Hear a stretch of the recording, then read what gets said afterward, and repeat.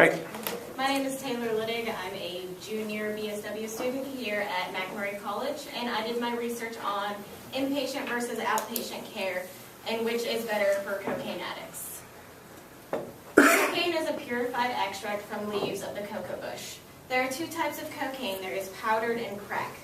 In Jacksonville, Illinois, specifically, crack is more common than powdered. Powdered cocaine is a type where you can smoke it, you can inject it. Crack is a more solid form that is a little harder to use, but it is also a cheaper substance than the powdered cocaine, which is why I believe in Jacksonville it is more common because it is cheaper. About 14% of adults in the U.S. have reported to tried cocaine at least once in their lives. Inpatient and outpatient care are both used for the treatment of people who are addicted to cocaine. In my literature review, I focused on 3 different studies that were done. The first was Moose, who studied the patients who had previous inpatient care and patients who had outpatient care. What he found was that there was really no difference between the types of care that the cocaine addicts had. Brown University also did a study on men who were treated for cocaine dependence and also discovered that inpatient care had more results in the long run, but outpatient, short-term, outpatient, inpatient, there was really no difference. Meads talked about inpatient and outpatient care for eating disorders. I was kind of running short on trying to find information. But what Meads found for people with eating disorders was that inpatient care was more effective. And I felt that going into my study, I had thought that inpatient care would be more effective than outpatient care for cocaine addicts. My methods were, I took 25 random files from the Wells Center's file room. I took 13 inpatient and 12 outpatient files of all people who had cocaine addicts. I was approved to do this by their administrative field. She's an administrative supervisor, that's what she is. Administrative supervisor Mignon Goodpasture allowed me to come in. I set up an appointment. One limitation of this that I had is she only allowed me to access the files that were in the file room. I could not access the newer files that were all now done online. So this automatically put my experiment a little dated. What I looked at was whether the patient had completed treatment or not when they were at the Wells Center. And then I also looked at the number of episodes this person had while they were at the Wells Center. Some people have 1, some people can have up to 6 or 7. It just depends on how many times they have to come back. What I found in my results was that 77% of those in inpatient care completed treatment while 23% of them did not. 58% of those in outpatient care completed treatment while 42% did not. This showed me that it seemed, just looking at these numbers, showed that inpatient care was more successful than outpatient care just on the simple fact that they completed more treatment. 59% total are what completed were in inpatient care, and the other 41% of my study was outpatient.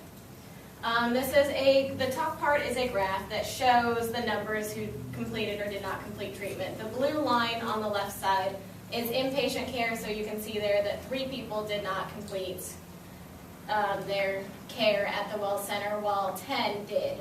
On the right side of the graph, it shows my outpatient care, and the blue graph shows that 5 people did not complete treatment, whereas this 7 did. The bottom ties in the number of episodes they had.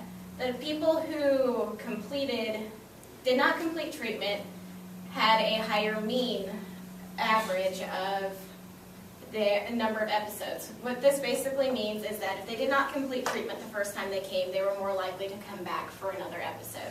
If they did, however, complete treatment the first time they were there, they were less likely to come back for other episodes. This, however, was for both inpatient and outpatient care. It wasn't just focused on one or the other.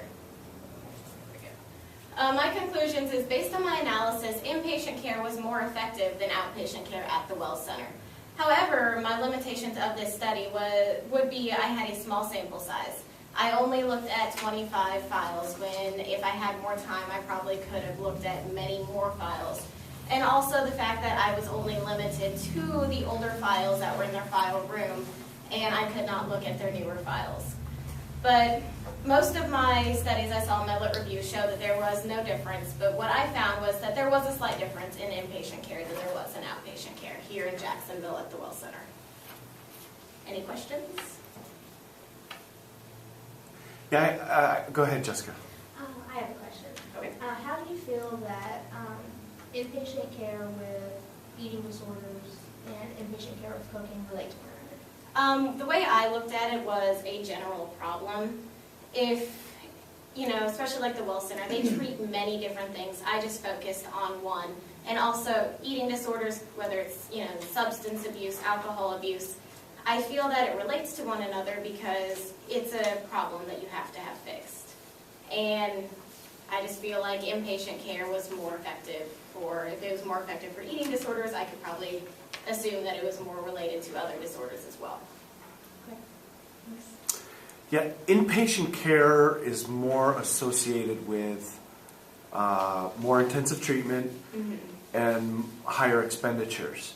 So I would think if we're giving more labor and time and resources, they would have better outcomes. So were there things, like what variables did you look at that would have signified, comparatively that the inpatient was working if you hold those other variables constant?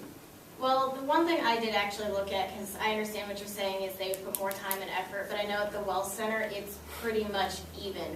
When a person goes in, whether it's inpatient or outpatient, they go through a detox system, which is the same for whichever one you are. The Well Center also, they don't charge you. If you can't pay for it, they will still treat you.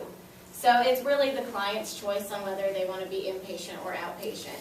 And from what I've discovered there, it seems like they treat their clients, whether they're inpatient or outpatient, the same. So I don't think there's much of a difference on which one they focus more on. Great. Any other questions? Great job.